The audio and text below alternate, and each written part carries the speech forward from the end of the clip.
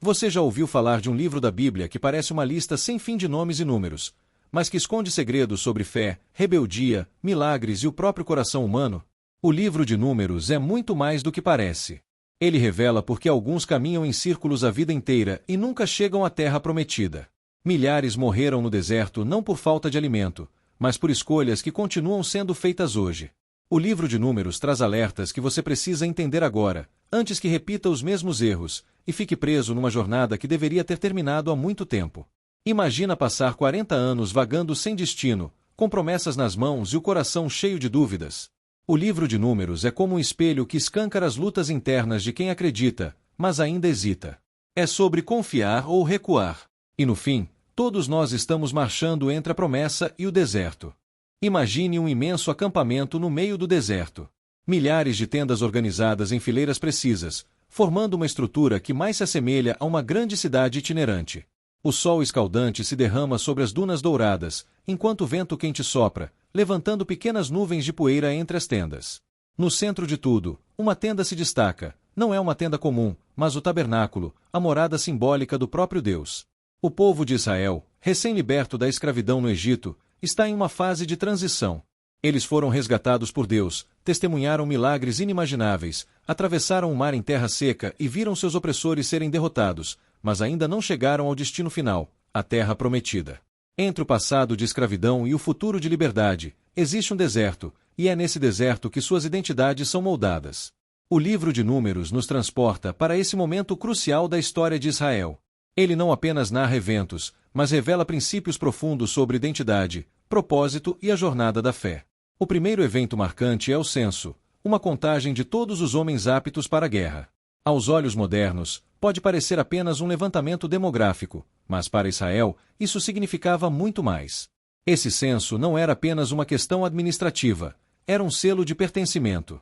Cada nome registrado significava que aquela pessoa fazia parte do plano de Deus.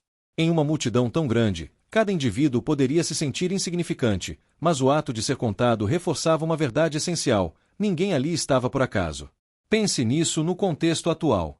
Quantas vezes nos sentimos como meros números, peças de um sistema maior, sem importância real? O censo nos ensina que Deus nos vê individualmente. Ele conhece cada um de nós pelo nome, sabe nossas capacidades e fraquezas, e tem um papel para cada um. Assim como as tribos de Israel tinham funções específicas na jornada, também temos um propósito único.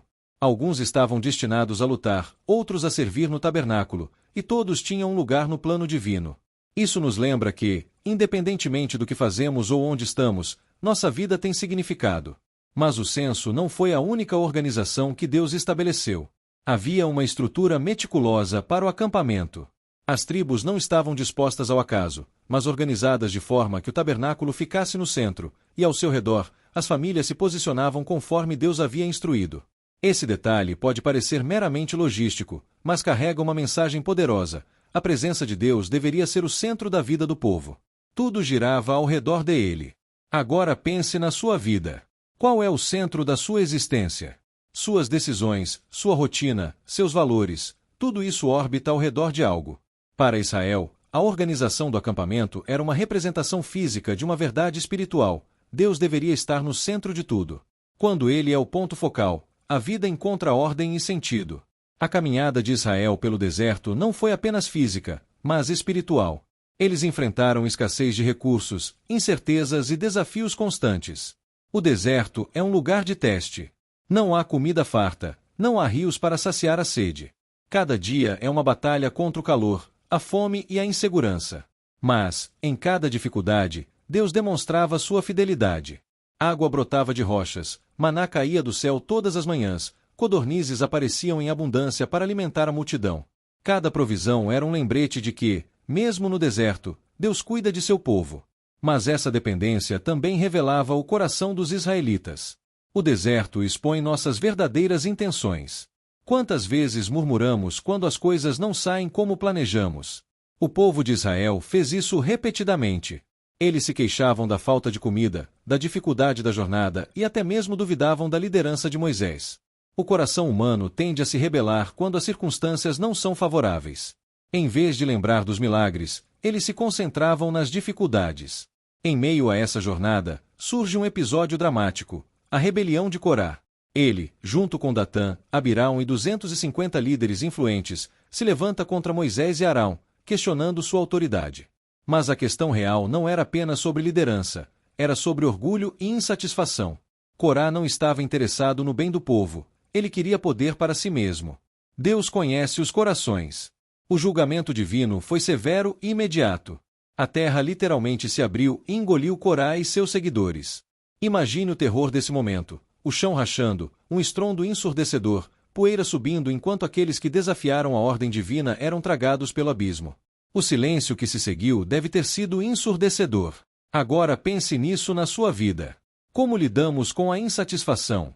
Quando não gostamos de algo em nosso trabalho, na igreja ou até mesmo em nossos relacionamentos, qual é nossa reação? Somos como Corá, tentando derrubar aqueles que estão à frente, ou buscamos a sabedoria de Deus para lidar com a situação? Outro momento marcante do livro é a missão dos 12 espiões enviados para explorar a Terra Prometida. Eles passaram 40 dias examinando a terra, observando seus frutos, seus habitantes, suas fortalezas. Quando retornaram, 10 deles trouxeram um relatório pessimista: a terra é boa, mas há gigantes. As cidades são fortificadas. Não podemos vencê-los. Apenas 2, Josué e Calebe, tinham uma visão diferente. Eles viram os mesmos desafios, mas ao invés de medo, enxergaram uma oportunidade. Isso reflete uma realidade que enfrentamos todos os dias. Como encaramos nossos desafios? Alguns olham para os obstáculos e se paralisam pelo medo. Outros, como Josué e Calebe, confiam na promessa, apesar das dificuldades. Aqui está um princípio essencial: sua perspectiva determina seu destino. Aqueles que acreditaram nos gigantes pereceram no deserto. Apenas Josué e Calebe entraram na terra prometida. A pergunta é: onde você está? Você vê apenas os obstáculos ou enxerga as promessas? Além das histórias dramáticas, Números também traz diversas instruções para o povo. Essas leis não eram apenas regras religiosas, eram diretrizes para um povo que precisava ser transformado. Imagine um atleta de alto desempenho. Para alcançar seu máximo potencial, ele segue uma rotina disciplinada. Ele cuida da alimentação, do treino, do descanso. Da mesma forma, Deus estabeleceu princípios para que Israel pudesse crescer e prosperar. Às vezes, podemos olhar para as leis de Deus e vê-las como restrições. Mas, na verdade, elas são guias para uma vida melhor. Quando seguimos seus princípios, experimentamos ordem, paz e crescimento. O livro de Números não é apenas um relato histórico. Ele é um reflexo de nossas próprias jornadas. Assim como Israel enfrentou desafios no deserto, também passamos por períodos de provação. Assim como eles foram testados, nossa fé também é colocada à prova. Mas há algo encorajador: Deus nunca abandona seu povo. Mesmo quando erramos, mesmo quando murmuramos, mesmo quando tememos os gigantes, Ele nos chama de volta. A pergunta é: vamos confiar nele ou deixar que o deserto nos defina? A jornada pode ser difícil, mas há um propósito. Cada desafio nos molda. Cada provação nos fortalece. E, acima de tudo, cada passo nos leva mais perto da promessa. Você está murmurando no deserto ou caminhando rumo à promessa?